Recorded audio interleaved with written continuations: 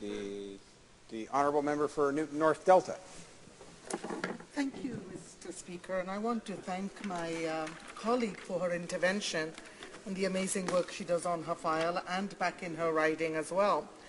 And, you know, as I've sat here and listened to the points she has made, I'm reminded so much, Mr. Speaker, of the practices that I have seen being amplified in this House since I've been a parliamentarian.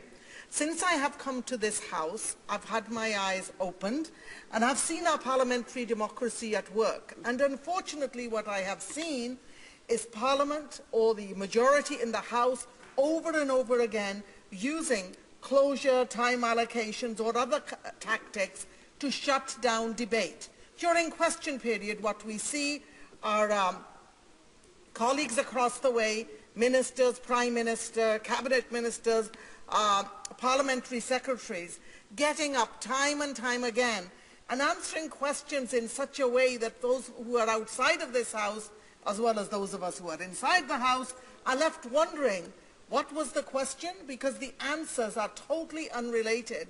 They go off into some kind of a trajectory that if I was teaching in a classroom, I would be pulling the students right back and saying, here is the question, here are the parameters of your answer.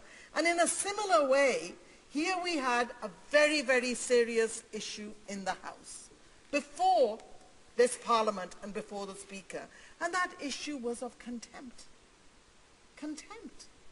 And instead of dealing with it very, very seriously and in a way that respected every single parliamentarian in this House, as well as this august body in its totality, what we had was once again searching the annals of history and putting on the table a very sensitive document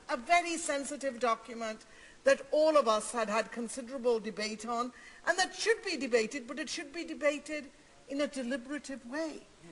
We were not dealing here with something that could be dealt with in a nanosecond, but instead tactics were used to stop this House from hearing a response or having any kind of a discussion on the issue of contempt.